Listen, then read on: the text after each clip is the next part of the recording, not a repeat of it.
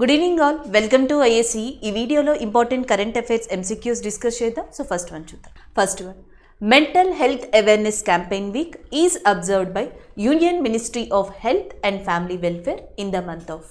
So ఇక్కడ ఏమని అడుగుతున్నారంటే వీక్కి సంబంధించిందే అండి. సో జనరల్గా మంత్లో డేస్ ఉంటాయి యాజ్ వెల్ యాజ్ వీక్స్ కూడా ఉంటాయి. సో ఈ వీక్కి సంబంధించి అంటే ఏ మంత్లో మనకి మెంటల్ హెల్త్ మానసిక వికాసానికి సంబంధించి ఒక వీక్ని సెలబ్రేట్ చేస్తున్నారు, అది కూడా మనకి కేంద్ర ఆరోగ్య అండ్ కుటుంబ సంక్షేమ మంత్రిత్వ శాఖ అని అడుగుతున్నారు. సో ఆన్సర్ వచ్చేటప్పటికి October is a correct answer. Especially October 5th నుంచి ఒక వారం పాటు మనకి మెంటల్ హెల్త్ అవేర్నెస్ వీక్ అనేదాన్ని క్యాంపెయిన్ అనేదాన్ని నిర్వహించనున్నారు కేంద్ర ఆరోగ్య అండ్ కుటుంబ సంక్షేమ మంత్రిత్వ శాఖ. సో ఇది మీరు గుర్తుపెట్టుకోవచ్చు. And the next one, second thing ఏంటంటే ఇదే అక్టోబర్లో మనకి ఇంకొక ఇంపార్టెంట్ డే కూడా ఉంది, అక్టోబర్ 10th. సో మనకి వరల్డ్ మెంటల్ హెల్త్ అవేర్నెస్ డేగా చెప్పొచ్చు. ప్రపంచ మానసిక వికాస దినోత్సవంగా వరల్డ్ మెంటల్ హెల్త్ డేగా అక్టోబర్ 10th అనే దాన్ని కూడా రికగ్నైజ్ చేశారు. సో ఇలాంటి సందర్భంగా మనకి కేంద్ర ఆరోగ్య శాఖ మంత్రి అయిన మన్సుఖ్ మాండవ్య గారు ఇలాంటి ప్రోగ్రామ్ని ఇండియాలో ఇనిషియేట్ చేస్తున్నారు అక్టోబర్ 5th నుంచి. ఆల్రెడీ అక్టోబర్ 1st మీకు తెలుసు ఇంటర్నేషనల్ కాఫీ డే అని, October 2nd Gandhi Jayanti and non violence day అనే దాన్ని అని, అండ్ నెక్స్ట్ అక్టోబర్ 3rd వచ్చేటప్పటికి మనకి జర్మనీ ఏదైతే యునైట్ డే అని ఉందో అది అక్టోబర్ 3rd అని చెప్పేసి, అలాగే ఇలాంటి వాటిని మనం డిస్కస్ చేసుకుంటూ వచ్చాం. అక్టోబర్ 5th కూడా మీకు ఐడియా ఉంది, వరల్డ్ టీచర్స్ డే అనేది అక్టోబర్ 5th. అక్టోబర్ 10th మనకి వరల్డ్ మెంటల్ హెల్త్ డే అనేది రికగ్నైజ్ చేయబడింది. సో నెక్స్ట్ వన్ అనేది చూద్దాం. Next one, JIMEX is a bilateral maritime exercise between which 2 countries. So మనకి ఈ జిమాక్స్ అనేది ఏ 2 దేశాల మధ్య ద్వైపాక్షిక సముద్ర యుద్ధ విన్యాసంగా ఉంది అని అడుగుతున్నారు. ఆప్షన్స్లో వచ్చేటప్పటికి మనకి ఇండియా ఇండోనేషియా అని చెప్పేసి ఉన్నాయి, ఇండియా సింగపూర్ ఉన్నాయి, ఇండియా జపాన్ ఉంది, ఇండియా జోర్డాన్ ఉంది. సో ఆన్సర్ వచ్చేసి మనకి option A is a correct answer, India Japan. India Japan యొక్క 5th ఎడిషన్ ఆఫ్ జిమాక్స్ అనేది అండ్ ఈ సంవత్సరం అరేబియా సముద్ర కేంద్రంగా ఈ మంత్లో జరగనుంది అండ్ దానికి సంబంధించింది. అలాగే జపాన్ యొక్క క్యాపిటల్ మీకు ఆల్రెడీ తెలుసు, Tokyo is a capital of Japan. And Japan యొక్క కరెన్సీగా మనకి ఏన్ అనేది ఉంది. జపాన్ యొక్క నూతన ప్రైమ్ మినిస్టర్గా అక్టోబర్ 4th ఫ్యూమియో కిషిండా అనే పర్సన్ అపాయింట్ అవ్వడం కూడా జరిగింది. Fumio Kishida is a prime minister or new prime minister of Japan. Japan capital Tokyo, Japan currency yen and Japan and India Arabian సముద్రం కేంద్రంగా ఇటీవల ఈ యుద్ధ విన్యాసాన్ని కండక్ట్ చేశాయి. అలాగే Japan, India, USA, Australia quad కంట్రీలో భాగంగా ఉన్నాయి. 2020లో ఈ క్వాడ్ కంట్రీలన్నీ కలిసి కూడా మనకి మల్బార్ యుద్ధ విన్యాసాన్ని కండక్ట్ చేశాయి. మల్బార్ యుద్ధ విన్యాసం స్వతహాగా జపాన్, ఇండియా, యుఎస్ఏ కండక్ట్ చేసేవి. 2020లో వీటితో పాటు ఆస్ట్రేలియా కూడా జాయిన్ కావడంతో ఇది క్వాడ్ యుద్ధ విన్యాసంగా సో మనకి చెప్పడం జరుగుతుంది. సో ఇవి మీరు గుర్తుపెట్టుకోవాల్సినవి మెయిన్గా. అలాగే ఇక్కడ సింగపూర్ అని ఉంది చూసారా, సో సింగపూర్ ఇండియాకి సంబంధించి మీరు సింబాక్స్ అనేది గుర్తుపెట్టుకోవచ్చు, SIMBEX. So Singapore and India multilateral bilateral ఎక్సర్సైజ్గా, మ్యారిటైమ్ బైలేటరల్ ఎక్సర్సైజ్గా సింబాక్స్ అనే దాన్ని మీరు గుర్తుపెట్టుకోవచ్చు. సో నెక్స్ట్ వన్ చూద్దాం. Next one, who won the Meltwater championship chess tour title 2021. So మనకి ఇక్కడ ఛాంపియన్స్ టైటిల్ పేరు చూద్దామండి. Meltwater champions chess tour టైటిల్ని ఎవరు గెలుచుకున్నారు 2021లో అంటున్నారు. ఈ టైటిల్ మీకు ప్రతి సంవత్సరం న్యూస్లో కనిపిస్తుంది, ఎందుకంటే chess24.com అని చెప్పేసి ఒకటి ఉంది. ప్రపంచంలోనే అతి పెద్ద లేదా లెంతియెస్ట్ ఆన్లైన్ గేమ్గా దీన్ని చెప్తారు. 10 months దీన్ని కండక్ట్ చేస్తారు డిఫరెంట్ స్టేజెస్లో అనమాట. సో అది దీని యొక్క ఇన్ఫర్మేషన్. దీనిని ఎవరు గెలుచుకున్నారని అడుగుతున్నారు. ఇండియాకి సంబంధించిన ఫస్ట్ గ్రాండ్ మాస్టర్ విశ్వనాథ్ ఆనంద, లేకపోతే రీసెంట్గా గ్రాండ్ మాస్టర్ అయిన రాజా రిత్వికా, లేకపోతే మ్యాగ్నస్ కార్లెసన్, లేకపోతే ఫెబియానో కరోవానా అనే పర్సన్ అని అడుగుతున్నారు. సో ఆన్సర్ వచ్చేసి నార్వేకి సంబంధించిన మ్యాగ్నస్ కార్లెసన్ ఈ టైటిల్ని దక్కించుకోవడం జరిగింది. అంతేకాదు ఈ టైటిల్ని ఈయన దక్కించుకోవడం 4వసారి. అంటే ప్రపంచంలోని చెస్ విజేతల్లో, చెస్ ప్లేయర్స్లో అత్యధికంగా ఈ మనకి Meltwater championship chess tour టైటిల్ని గెలుచుకున్న వ్యక్తిగా కూడా ప్రపంచ గ్రాండ్ మాస్టర్ అయిన మ్యాగ్నస్ కార్లెసన్ నిలిచారు. అలాగే ఇప్పటికే ఆయన ఆయన ఫైనల్కి 5 సార్లు చేరారు, 4 సార్లు టైటిల్ గెలుచుకోవడం కూడా జరిగింది. అలాగే మ్యాగ్నస్ కార్ల్సన్ స్వతహాగా ఏ కంట్రీకి సంబంధించిన వ్యక్తి అంటే నార్వే కంట్రీకి సంబంధించిన వ్యక్తి. నార్వే యొక్క క్యాపిటల్ వచ్చేటప్పటికి ఓస్లోగా ఉంది. అండ్ నార్వే యొక్క కరెన్సీ వచ్చేటప్పటికి క్రోన్గా చెప్పొచ్చు. నార్వేనియన్ క్రోన్ అనేది దాని యొక్క కరెన్సీగా ఉంది. సో ఇవి మనం ఓవరాల్గా గుర్తుపెట్టుకోవాల్సినవి. అలాగే మ్యాగ్నస్ కార్ల్సన్ ఇటీవల మాస్టర్ కార్డ్ అనే దానికి బ్రాండ్ అంబాసిడర్ కూడా అయ్యారు. మాస్టర్ కార్డ్కి నూతన బ్రాండ్ అంబాసిడర్గా అయ్యింది the grand master of the world Magnus Carlsen. Next one చూద్దాం. Who has been recently elected as the President of Indian Weightlifting Federation? So మనకి ఇటీవల president of Indian weight lifting ఫెడరేషన్గా ఎవరు ఎంపికయ్యారు అని అడుగుతున్నారు. ఆప్షన్స్లో సహదేవ్ యాదవ్, ఆనంద్ గౌడ్, బీరేంద్ర ప్రసాద్ బైశ్య అండ్ నరేష్ శర్మ ఉన్నారు. సో యాక్చువల్గా రీసెంట్గా అయితే ఇండియన్ వెయిట్ లిఫ్టింగ్ ఫెడరేషన్లో 3 నియామకాలు జరిగాయి. There is 3 appointments are done recently in Indian wait lifting federation. So దాంట్లో ఒకటి ఆనంద్ గౌడ్ గారిది. ఆనంద్ గౌడ్ గారు కార్యదర్శిగా లేదా సెక్రటేరియట్గా ఇటీవల ఇండియన్ వెయిట్ లిఫ్టింగ్ ఫెడరేషన్కి అపాయింట్ చేయబడ్డారు. దాని తర్వాత నరేష్ శర్మ గారు ట్రెజరీ ఆఫీసర్గా ఇండియన్ వెయిట్ లిఫ్టింగ్ ఫెడరేషన్కి ఇటీవల అపాయింట్ చేయబడ్డారు. ఇకపోతే సహదేవ్ యాదవ్ గారు. So Sahadev Yadav is a newly appointed president of Indian wait lifting federation. Weight lifting అనేది గత కొద్ది నెలల్లో అత్యధికంగా ప్రాముఖ్యాన్ని సంతరించుకుందని చెప్పొచ్చు. ఎందుకంటే భారతదేశంలో మీరాబాయి చాన్హు వెయిట్ లిఫ్టింగ్లో అరుదైన రికార్డ్ని క్రియేట్ చేశారు. ఒలింపిక్లో కన్నం మల్లేశ్వరి గారి తర్వాత and that to first time silver మెడల్ని ఒలింపిక్ విభాగంలో వెయిట్ లిఫ్టింగ్లో భారతదేశానికి తీసుకొచ్చారు మీరాబాయి చాన్హు గారు.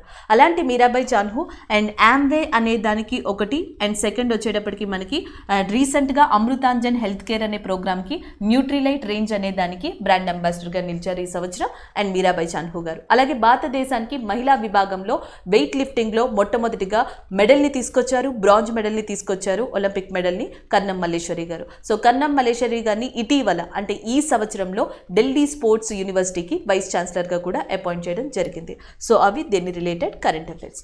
Next one, where is the venue of 2022 Commonwealth games? So మనకి Commonwealth games, Asian games, Olympic games and next FIFA games and next Khelo India youth games ఇవన్నీ కూడా నెక్స్ట్ ఫ్యూచర్లో జరగబోతున్నాయి. వాటి వెన్యూస్ని కూడా డిసైడ్ చేశారు.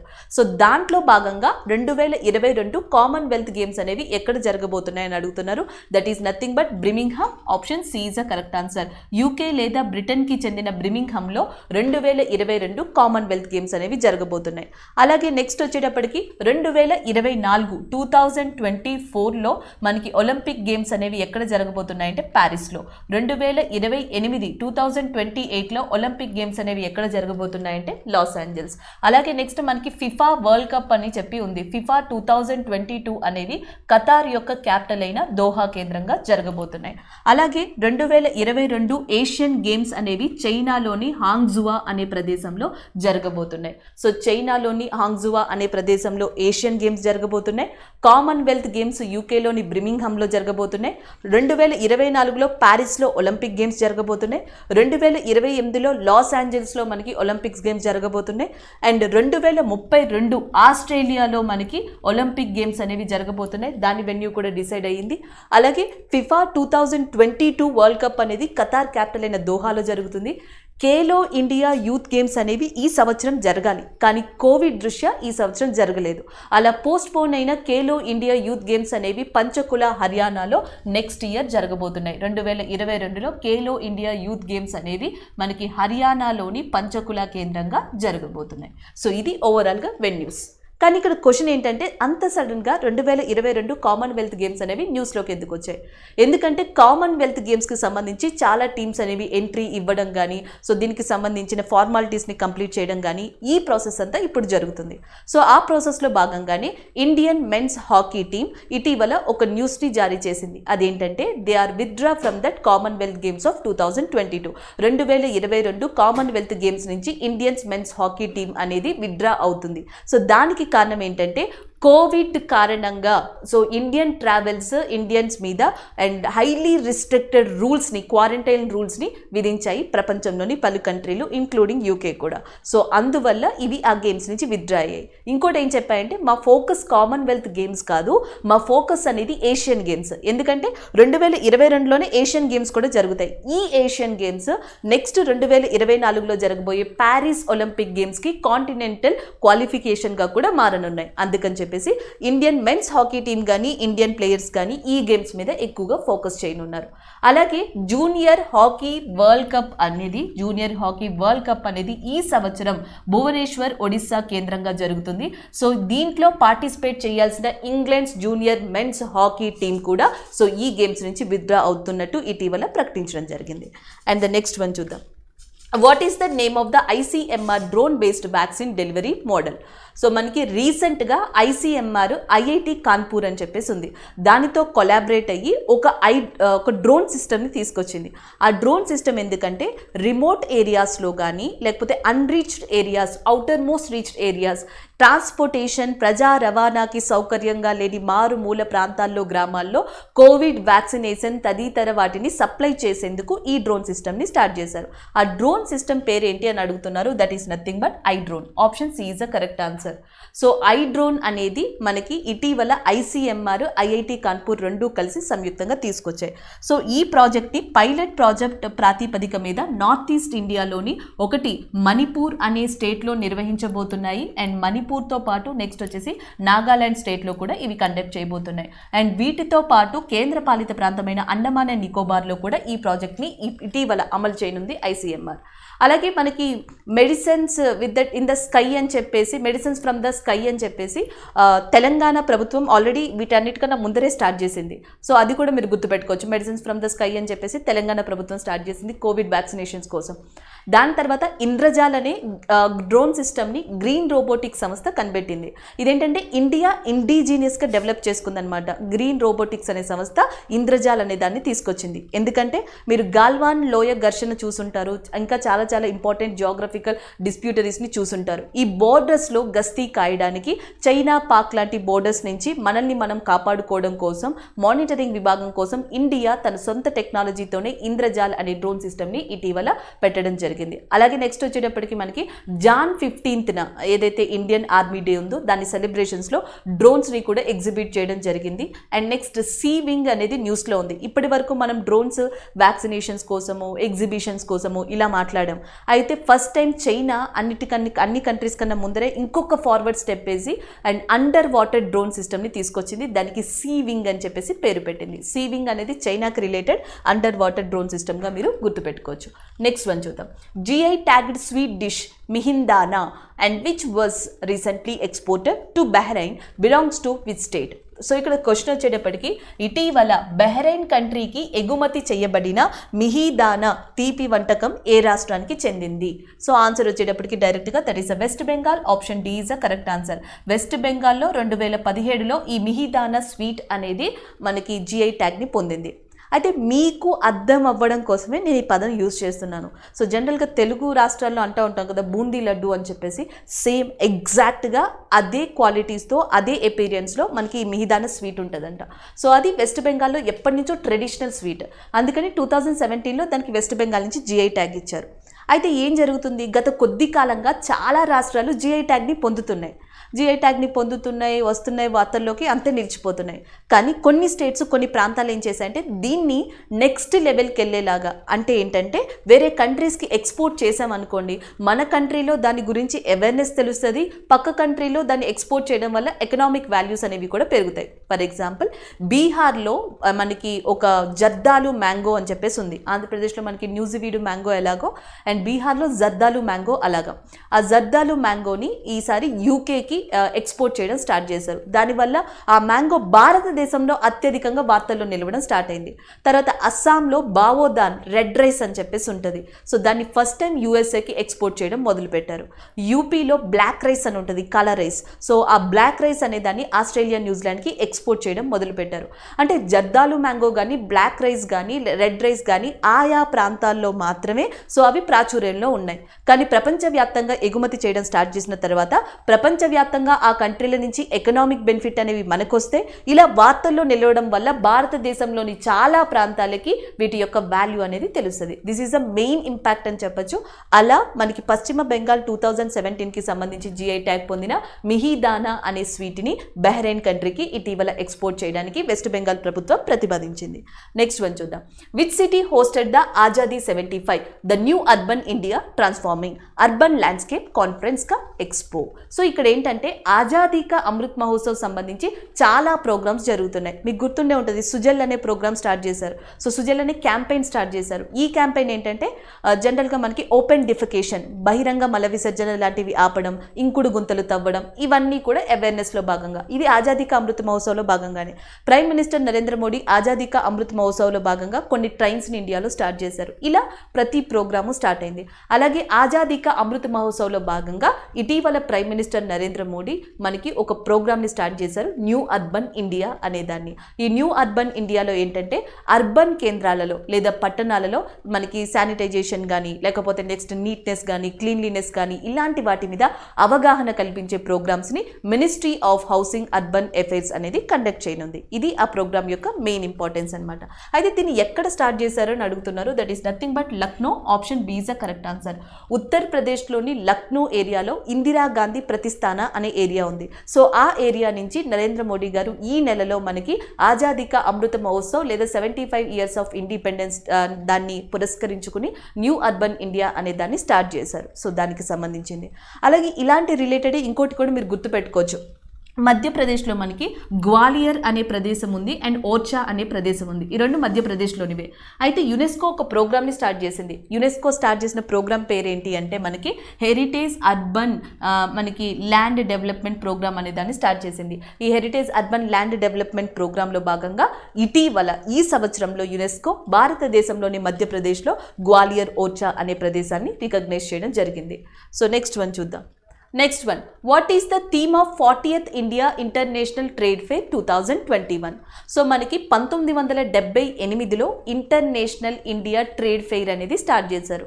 ఇదేంటంటే భారతదేశంలోని అన్ని రాష్ట్రాలు, కేంద్రపాలిత ప్రాంతాల్లో ఉన్న కంపెనీస్ కానీ, ఆర్గనైజేషన్స్ కానీ, మన దేశంతో పాటు వివిధ దేశాల్లో ఉన్న కంపెనీస్, ఆర్గనైజేషన్స్ కానీ సోషల్ పరంగా కానీ, లేకపోతే నెక్స్ట్ ఎడ్యుకేషనల్ పరంగా కానీ, అండ్ నెక్స్ట్ టెక్నాలజీ పరంగా కానీ ఎగ్జిబిషన్స్ని అక్కడ నిర్వహిస్తాయి అన్నమాట. దానివల్ల ఏంటంటే మన కంట్రీ వేరే కంట్రీస్తో బైలేటరల్ రిలేషన్షిప్ని డెవలప్ చేసుకోవడానికి బాగుంటుంది. అండ్ మన కంట్రీ యొక్క టాలెంట్ని ఇంటర్నేషనల్ ప్లాట్ఫామ్ మీద మనకి ప్రదర్శించడానికి కూడా ఒక అవకాశం ఉంటుంది. సౌత్ ఏషియన్ రీజియన్లోనే అతిపెద్ద ఎగ్జిబిషన్గా ఇండియన్ ఇంటర్నేషనల్ ట్రేడ్ ఫెయిర్ అనే దాన్ని చెప్తారు. అలాంటి దాన్ని ఢిల్లీలో మనకి ఇటీవల నిర్వహించారు. దాని థీమ్ ఏంటి అని అడుగుతున్నారు. ఆత్మనిర్భర్ భారత్ అనేది దాని థీమ్గా ఉంది. Option C is the correct answer. So next one చూద్దాం. And which state has recently decided to ban packaged minerals water from 2022? So ఈ కింది వాటిలో ఏ రాష్ట్రం 2022 జాన్ 1 అని డేట్ ఇచ్చిందండి అండ్ సింగిల్ యూజ్ లేకపోతే వాటర్ ఏదైతే మినరల్ వాటర్ ఉంటుందో దాన్ని నిషేధించాలి అని చెప్పేసి సో నిర్ణయించుకుంది అని అడుగుతున్నారు. That is nothing but Sikkim. Option A is the correct answer. So Sikkim next year అంటే 2022 జనవరి 1 నుంచి ఈ ప్లాస్టిక్ ప్యాకేజెస్లో ఏదైనా వాటర్ లాంటిది తీసుకెళ్తే మాత్రం దాన్ని కంప్లీట్గా బ్యాన్ చేయడం జరిగింది. అండ్ గవర్నమెంట్ ఆఫ్ ఇండియాకి ఈ యోజన ఎప్పటి నుంచో ఉంది. 2018లో నరేంద్ర మోడీ ప్రభుత్వం ఒక ప్రోగ్రామ్ని తీసుకురావాలని అనుకుంది. 2022 కల్లా భారతదేశంలో సింగిల్ యూజ్ ఆఫ్ ప్లాస్టిక్ని బ్యాన్ చేయాలనుకుంది. దాని మీద చాలా ఆర్గ్యుమెంట్స్ జరిగాయి, చాలా ప్రోగ్రామ్స్ వచ్చాయి, చాలా స్కీమ్స్ని కూడా ఇంట్రడ్యూస్ చేస్తామని చెప్పడం జరిగింది. ఈ నేపథ్యంలో కేంద్ర ప్రభుత్వానికన్నా ముందరే సిక్కిం ఒక డెసిషన్కి వచ్చింది. సో సిక్కిం ప్రభుత్వం 2022 జాన్ 1 నుంచి ఇక మీదట ఎవరైతే ఈ ప్లాస్టిక్ బ్యాగ్స్లో కానీ, ప్లాస్టిక్ కంటైనర్స్లో కానీ వాటర్ని ప్యాకేజ్ చేసి అమ్ముతారో, యాక్టివిటీస్ చేస్తారో అవన్నీ కూడా బ్యాన్ చేయడం జరుగుతుంది అని చెప్పేసి ప్రతిపాదించడం జరిగింది. అలాగే సిక్కిం యొక్క చీఫ్ మినిస్టర్గా ప్రేమ్ సింగ్ తమాంగ్ అనే పర్సన్ ఉన్నారు. సిక్కిం యొక్క గవర్నర్గా ప్రస్తుతం మనకి గంగా ప్రసాద్ ఉన్నారు. సిక్కిం యొక్క స్టేట్ యానిమల్గా ఉన్నది ఏది అంటే రెడ్ పాండా. ఇది ఎందుకు చెప్పానంటే సెప్టెంబర్ మంత్. సో సెప్టెంబర్ మంత్లో ప్రతి సంవత్సరం సెప్టెంబర్లోని 3వ శనివారంలో రెడ్ పాండా డే అనే దాన్ని నిర్వహిస్తారు. అలాంటి రెడ్ పాండా మనకి ఎక్కువగా నార్త్ ఈస్ట్ ఇండియాలో కనిపిస్తుంది. అండ్ సిక్కిం యొక్క రాష్ట్ర జంతువు కూడా రెడ్ పాండానే. అండ్ ద నెక్స్ట్ వన్ చూద్దాం. And what is the name of India's first ఈ ఫిష్ మార్కెట్ యాప్. సో భారతదేశంలో ఫస్ట్ టైం ఈ ఫిష్ మార్కెట్ యాప్ అనే దాన్ని లాంచ్ చేసింది అస్సాం ప్రభుత్వం. సో అస్సాం ఏం చేసిందంటే బ్లూ ఆక్వా గ్లోబల్ ఆక్వజైజేషన్ సొల్యూషన్ అనే ఒక కంపెనీ ఉంది. ఒకసారి నేను మీకు ఇక్కడ చెప్తాను. బ్లూ ఆక్వా గ్లోబల్ ఆక్వజైజేషన్ సొల్యూషన్ అనే కంపెనీ అస్సాం ప్రభుత్వంతో కలిసి ఫస్ట్ టైం ఒక ఏమంటారు ఈ ప్లాట్ఫామ్ అనే దాన్ని తీసుకొచ్చింది. ఈ ప్లాట్ఫామ్ ఏంటంటే జనరల్గా ఇండియాలో ఎప్పటి నుంచో మత్స్య సంపద ఆక్వా కల్చర్కి సంబంధించి యాప్స్ ఉన్నాయి. అంటే మత్స్యకారులు ఎలా ఉండాలి, ఎలాంటి పథకాలు ఉన్నాయి, వాళ్ళు నష్టపోతే ఏం చేయాలి, బీమా పథకాలు ఏమన్నా ఉన్నాయా, సో ఏ కాలంలో మనకి ఆక్వా కల్చర్ని పెంచితే మంచిది, ఎలాంటివి ఉంటాయి, ఇలా అవేర్నెస్తో కూడినవి ఇన్ఫర్మేటివ్ యాప్స్ ఉన్నాయి తప్ప ఈ సెల్లింగ్ పర్చేసింగ్కి సంబంధించి ఈ ప్లాట్ఫామ్ ఇప్పటి వరకు భారతదేశంలో లేదు. అందుకే ఫస్ట్ టైం ఇండియాలో ఒక ఈ ఫిష్ మార్కెట్ని తీసుకొచ్చారు. సో దాని పేరు ఏంటి అని అడుగుతున్నారు. Fishvale is a correct answer. Option B is a correct one. Fishvale అనే ఒక ఈ మార్కెట్ని ఫస్ట్ టైం ఇండియాలో అస్సాం ప్రభుత్వం ఇంట్రడ్యూస్ చేసింది. దానికి సంబంధించిన కరెంట్ అఫైర్. ఇది కాకుండా మత్స్య సేతు అనే యాప్ ఒకటి ఉంది, ష్రింప్ అనే ఒక యాప్ ఒకటి ఉంది, అండ్ సాగరా అనే యాప్ ఒకటి ఉంది. సాగరా అనే దాన్ని కేరళ స్టార్ట్ చేసింది. మత్స్య సేతునేమో భువనేశ్వర్లో ఉన్న మనకి ఏదైతే ఫ్రెష్ వాటర్ ఆక్వాకల్చర్ ఇన్స్టిట్యూట్ ఉందో అది స్టార్ట్ చేసింది మత్స్య సేతు అనే దాన్ని. అలాగే ఇంకొకటి ష్రింప్ అనే యాప్ ఒకటి ఉంది. ఇలా ఎం కృషి అని చెప్పేసి మత్స్య కృషి అంటాం, ఎం కృషి అనే యాప్ ఒకటి ఉంది. ఎం కృషి కానీ మత్స్య సేతు కానీ సాగర యాప్ కానీ ఇవన్నీ కూడా భారతదేశంలో ఆక్వాకల్చర్ని ప్రమోట్ చేయడానికి వచ్చిన యాప్సే. కానీ ఏవి కూడా ఇట్లా ఈ ప్లాట్ఫామ్ కాదు. ఫస్ట్ టైం ఫిష్ వేల్ అనేది ఈ ప్లాట్ఫామ్గా వచ్చింది. Next one, according to the UNICEF report on World's Children Mental Health 2021, and what percentage of 15 to 24 years old in India were reported feeling depressed? So ikkada actual ga main theme entante manaki UNICEF అనే ఒక అంతర్జాతీయ సంస్థ ఈ మానసిక వికాసానికి mental health already చెప్పాను కదా October 10th అని. సో ఆ డేని పురస్కరించుకుని ప్రపంచంలోని చిల్డ్రన్స్ యొక్క మెంటల్ హెల్త్ స్టాటస్కి సంబంధించి డేటాతో కూడిన రిపోర్ట్ని ఇచ్చింది. ఆ రిపోర్ట్లో పలు అంశాన్ని చెప్పింది. సంవత్సరం ఏటా 45,800 మంది పిల్లలు 10 నుంచి 19 సంవత్సరాల మధ్యలో ఉన్నవాళ్ళు మెంటల్ హెల్త్ దాని రిలేటెడ్ డిసీజెస్తో లేదా ఇష్యూస్తో చనిపోవడం జరుగుతుంది సూసైడ్ దృష్ట్యా లేదా సూసైడ్ విధానం ద్వారా. అండ్ ప్రతి 11 నిమిషాలకి ఒక పర్సన్ ప్రపంచంలో చనిపోతున్నారు సూసైడ్ చేసుకుని. అది కూడా మెంటల్ హెల్త్ స్ట్రెస్ వల్ల జరుగుతుంది అని చెప్పడం జరిగింది. అండ్ దట్ టు ఏం చెప్పారంటే మనకి సర్టెన్ పర్సంటేజ్ ఇచ్చారు. 15 to 24 ఇయర్స్ ఉన్న వాళ్ళు ఆల్మోస్ట్ మనకి 12% మెంబర్స్ చనిపోవడం జరుగుతుందంట. సో ఇది కూడా ఒక రిపోర్ట్ ఇవ్వడం జరిగింది. Option B is the correct answer. 2021 ప్రపంచ పిల్లల మానసిక ఆరోగ్యంపై యునిసెఫ్ నివేదిక ప్రకారం భారతదేశంలోని 15 నుంచి 24 సంవత్సరాల వయసులో ఎంత శాతం మంది నిరాశకు గురైనట్లు నివేదించబడింది అంటే 12% ఆఫ్ పీపుల్ అంట. Option B is the correct answer. So next one, UNICEF యొక్క హెడ్ క్వార్టర్స్ ఎక్కడుందో గుర్తుపెట్టుకోండి. The UNICEF headquarters is located in nothing but New York. దాని యొక్క హెడ్ క్వార్టర్స్ న్యూయార్క్లో ఉంది. And the next one చూద్దాం.